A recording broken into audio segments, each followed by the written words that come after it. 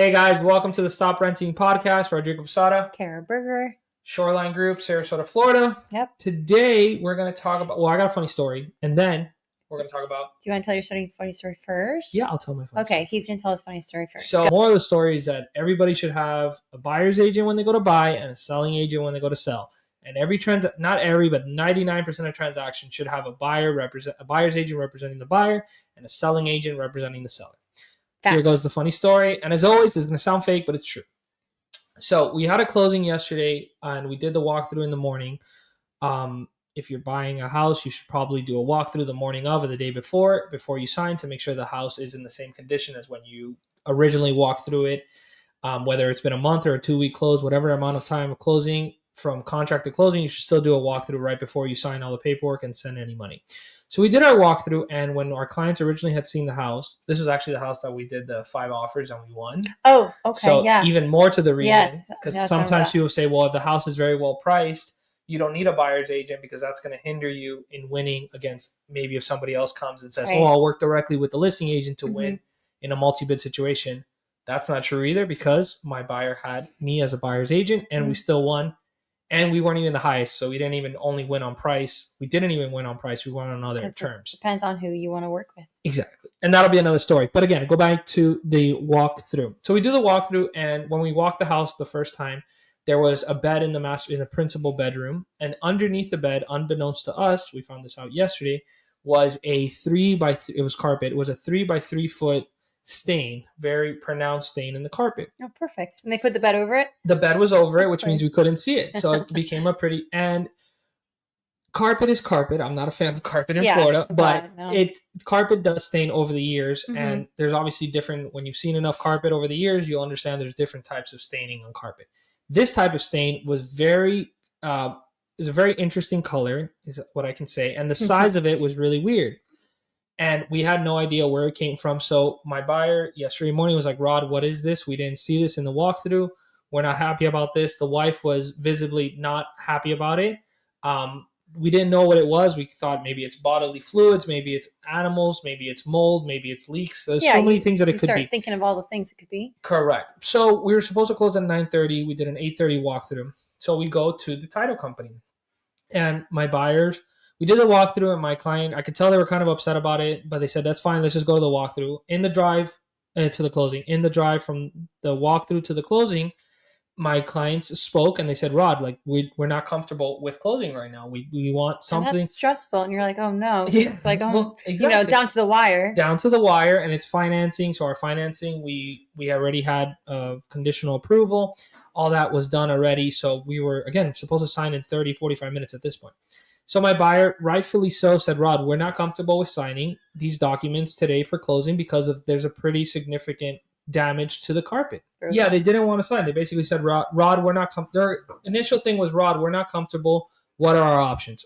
I said, completely understandable.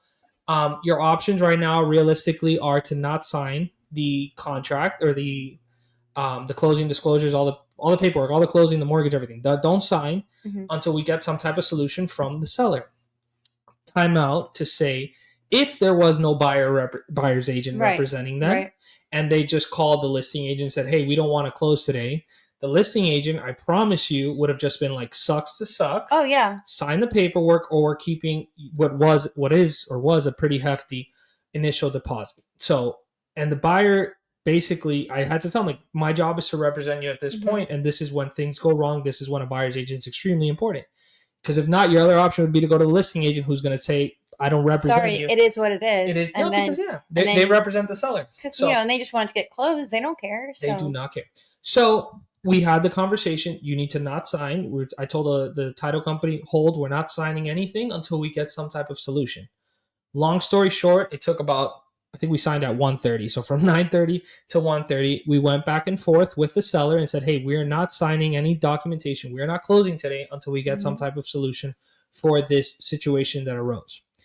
And I'll spare you the details of arguing over carpeting for 4 hours. It was not fun. But the moral of the story, we did get my client a credit for almost the full cost of replacing the carpet in that room. Because, again, it was a very pronounced stain. I don't even know what it was to this day. Yeah, I was about to say, did they ever tell you what it was? They said the dog used to nap under the bed. Oh gosh. Yeah, to which my buyer said, "Did the dog die down there?" Which I was like, "I don't think the dog died down there." Yeah. But that was I know, but that's that was extreme. I could see someone the saying that, stress. but like, Yeah, no. the stress of the situation. But so yeah, long story short, yes, I know it could seem super convenient. I'm just gonna go to the listing agent and I'm gonna save money. No, listing agents are paid to represent the sellers. It's a simple term. It's called dual agency, which is illegal in Florida. Right. And that's the only way that somebody hypothetically could represent both buyer and seller and do so ethically, meaning they have a fiduciary responsibility to both. That doesn't exist in Florida, thank God, because Florida knows that there's no way to ethically represent two people at the same time, especially when the two people are going back and forth about one product. The listing agent needs to get as much money for their buyers or sellers as possible and make sure the contract makes sense and gets the closing. And the buyer's agent is trying to get the best terms in terms of a low price, and good inspections, all those things. So, moral of the story, please stop going directly to the listing agents. Yeah. I don't care about the price point. I don't care if you think you're saving money. You're not. You're not, and you're opening up yourself. Not. And the listing agents that do it, there's gonna be a lawsuit at some point. It's cutting, in my personal opinion. People are gonna get offended. I don't care. It's cutting corners. It's sooner or later you're gonna get caught in a bad situation. It's gonna cost you X amount of money. That's more than you've made doing it. So that's my rant for today. So hire an agent. Sellers should have their own agent. Don't do for sale by owner, which was in the next episode, and hire a good experienced listing agent that can explain to you what they're going to do to get you top dollar. Otherwise, they wouldn't have got a credit, and they would have had to keep moving forward, and then just have an awful, or wouldn't close, or there just would have been a huge problem. Yeah. So I honestly think it would not have closed because they were adamant on like, I'm not doing. No, he really was. He said, "Rod, I'm not signing." I'm like, this. I don't disagree with you. His wife was extreme, like irate. She left the room at certain points in the title when we were in the title. That's so strong. I'm trying to imagine if I was in your position, I'd be like, oh my god, I don't need this morning. Yeah, it was a tough morning, but it is what it is. That's what happens. Part of it. Yeah, that's a part of it. If I wouldn't have been there, or not just me, but any good buyer's agent would have been there to do what I did. That's the only way that transaction went through smoothly, and nobody lied or forced anybody. We all came to a nice, good understanding and a resolution to the problem. Yeah. But the moral of the story is you need somebody on your side. Yeah. I don't care how many stories you've heard of people going to the listing agent and saving $10 or $20. It's not worth it, regardless of the point of the house. No, price of that. Not worth it. Not worth it. All right. So that's the funny story. Well, stressful, but it's done now. We're close. And my client is happy. So we're going to dive into what our main topic today. Okay. And we're talking about common scams targeting buyers and sellers. Ooh, the scam artists are out and about. So what are the common real estate scams targeting home buyers and sellers today? So the main one for sellers, and I wouldn't even call it a scam. I would just say it's something that happened. So if you're thinking of selling your home and you get a call from somebody that says, I can sell your home for you. Or I can offer you a purchase price right now, without showings, without open houses, without them going to see the property. They're just going to say, I got you on the phone. We're going to have a quick chat. I'm going to ask you some very basic questions, and then I'm going to offer you X amount of money. Those people are called wholesalers or investors, or they always change the names. But the moral of the story that I want to get across is that those people's business model, there's the best way to, I'm not going to call it a scam. I'm just going to explain their business model, and then you, the public, can decide whether it's a scam or not. They get you on the phone. They say, you're not going to have to do any showings. You're not going to do any open houses. You don't have to clean anything. You don't have to fix anything. I'm going to buy this house from you today. And they're not actually buying it. They're just getting you under contract. And that's going to be important in 2 seconds. So say hypothetically, you think your house is worth whatever, 250, 225. Somebody calls and say, hey, I'll give you 150 right now. No questions, no nothing. The majority of the time, and you go ahead and you agree to them because they keep you on the phone for an hour and they say all the nice sales tactics and they get you to sign the document. Right, you get all excited and you're like, okay, this is great. Yeah, we'll be done in 2 weeks. I'll be out of here. What they're actually doing, and the majority of it is wholesalers, they're grabbing that contract that you signed at 150. And then they're going to the open market, either usually without real estate agents. They do it themselves by contacting realtors and other people. And they try to find an actual buyer for your property at the actual market value, whether it was 200 or 225. And then when they're good, they find that person, they sign that contract, but you are only going to get 150. But there's a buyer out there at 200 or 225. So then the wholesaler has this contract signed by you at 150, and then they found a buyer over here at 225. That's $75,000. Right. That equity, It's going to them. that's the wholesaler's Yeah. paycheck. Yeah. So that's the main one that I see. And they come in all shapes and sizes and all levels of marketing. There's one that I won't say their name, but they show up on my morning news all the time. I see that. No showings, no open houses. I'll sell it in 2 weeks. I was thinking that. And it's funny because they have listings, and I have shown their listings. Really? Yeah. So one of these days I'm going to lose it. I'm just going to video myself. I'm like, I'm doing a showing at your listing, so you do actually do listings. Yeah. I mean, showings at your listings. Yeah. So that one's, it's not, they're not technically wholesalers. They do another thing. Yeah, but it's a little scammy. Yeah. Well, they do. I know for a fact they do extremely low commissions on, because they don't pay their agents as listing agents. They pay them as employees. So they got it. Okay, so they get a salary. They get a salary and a very small, from my understanding, a very small commission to list it. And then the buyer's agents don't get much. Mm-hmm. But again, it is what it is. They don't get top dollar, and the statistics prove that. So that's the biggest scam for sellers. For sellers. I was thinking for buyers. Well, for buyers, there's no time, like I feel like just like like you said, like the text messages you get, from like you get scammed for all kinds of things these days. So you always have to be careful. Yeah. On the buyer side, I think, and I kind of think of like big scams on buyer side. Yeah, the only one is going straight to the listing. I'm joking. Or I guess like lenders. Like I think I heard a story where someone was trying to purchase a property. They were literally going through the entire process, and then they got scammed, and they sent like an X amount of their money to somebody that they thought was like the lender. Yeah, I think it was like, or the title or something, and then it wasn't, and then they got scammed. Wire fraud is a big one. So or like vacant lands that are like not really. Yeah. Like. Well, I had people like when I first started in real estate. It was like I hadn't had no listings. I just had a few buyers, and somebody emailed me, and they're like, "Hey, can you help us sell this lot?" And I was like, "That's fishy," but you're young and you're excited. Yeah. And then they sent me a fake passport and a fake driver's license, and I was all excited. I went and showed it to our title company, and they're like, "This is fake, Ron." So you're like, "Okay, go back to the phones." So be careful everything you receive and everything you read. Yeah, and ask questions. Yeah. Again, not to beat a dead horse, but get experience. Get somebody who knows what they're doing, and if you're trying to cut corners to save money, it's not going to work, and sooner or later, it's going to bite you in the butt. And whatever you think you're saving, you're going to pay more in a lot of other ways. So, wire fraud. How does wire fraud typically happen during a real estate transaction? How can buyers and sellers avoid it? Wire fraud's the biggest one. The main one is when you're sending your earnest money deposit in those first 3 days. Always call to verify the wire instructions with the title company. Obviously, the smaller the title company is, the scarier it is. We use a very large, reputable law firm in Sarasota, and I recommend it to everybody. I don't force anybody to use it, but I highly recommend it, and I have billions of stories why. But it's a lot of stories. No, agreed.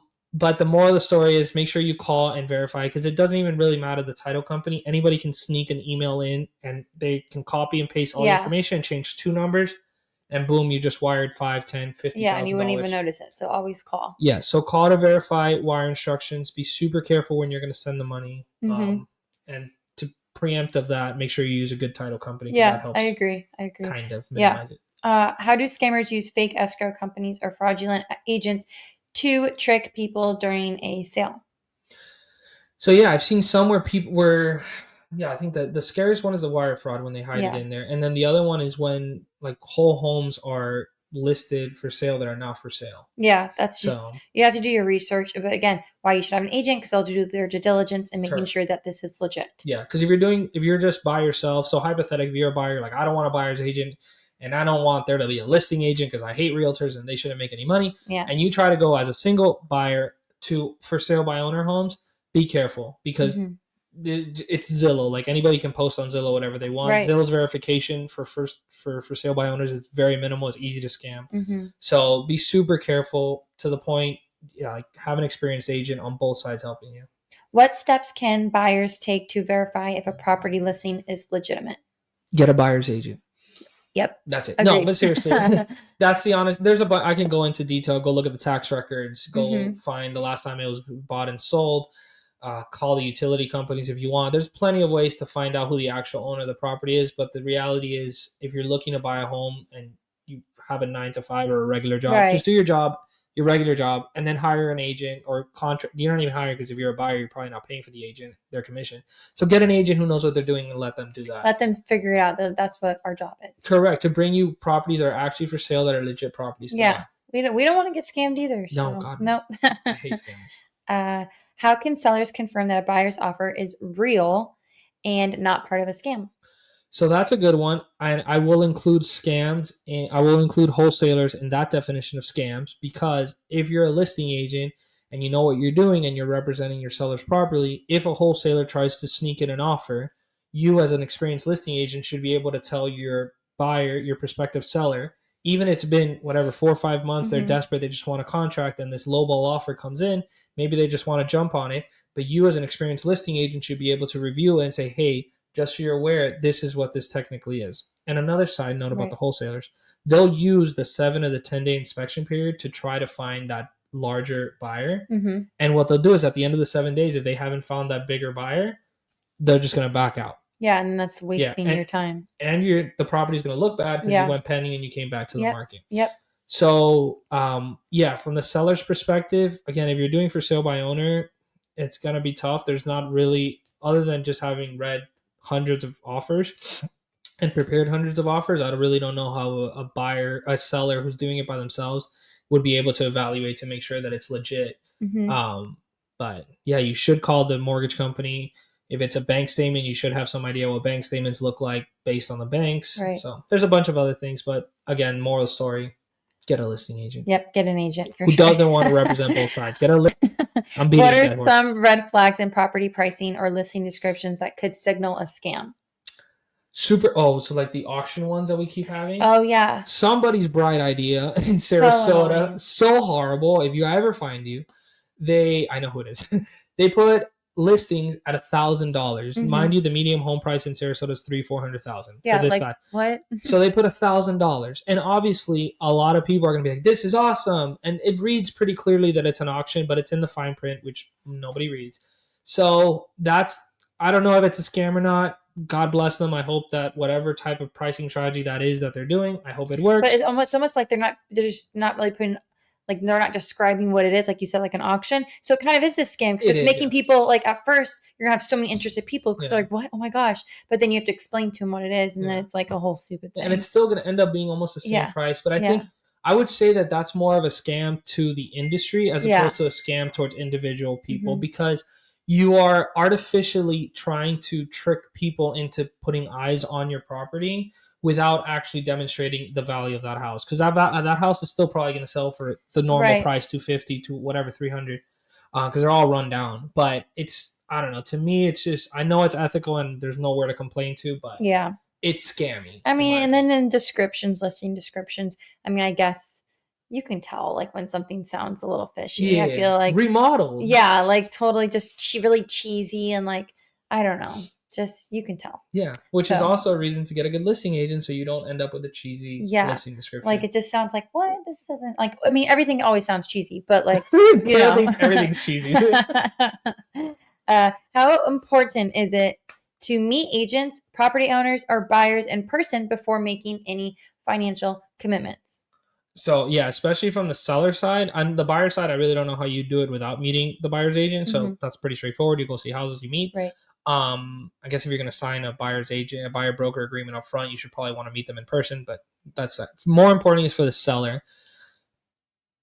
Moral of the story, if somebody calls you and offers you a price for your house to send over documents, I'll email you right now, just sign right now, you are not getting top dollar. I guarantee you are not getting top dollar for that house. I'm not saying you're getting scammed. I'm not saying anybody's breaking any laws, but I promise you, given a fair market representation of your home, you would get more money. So always meet the listing agent or whoever's calling to buy your house. Yes, I think always meet in person is good. Yes. What are the best practices for securely sharing sensitive documents during a real estate transaction? So most good lenders have secure portals. Yeah, so I was about to say the secure portals. You have to create your little login password, but it's like extra secure. As opposed to emailing documents. I'm sure some smaller banks would just be like, send me your statements. Yeah, just send me your statements, or just send me, what's it called? Like, just email me over whatever it is. obviously social security numbers, tax returns, all that stuff, you should want to be working with a reputable agent who recommends you to use a secure website, and you should be working with a reputable lender that Mm-hmm. has some type of secure website. Again, is there cheaper lenders out there that cost less Right. because they cut corners and they don't have a secure website? Yep, that's up to you if you want to run that risk. Yeah, just like call and verify email Correct. or send a test email maybe, Yes. but still. Secure websites are Yeah, that's like cool the for that. most Most secure. safe way. Mhm. What are common phishing tactics scammers use to impersonate real estate agents or lenders, and how can they be identified? So either You're call, yeah. Again, this goes back to like people just trying to get you to sell your house for less than it's worth. They're going to send you some emails gonna, pretending to be yeah, more reputable than they are, like or they'll even like yeah, like pretend to be somebody else, impersonate.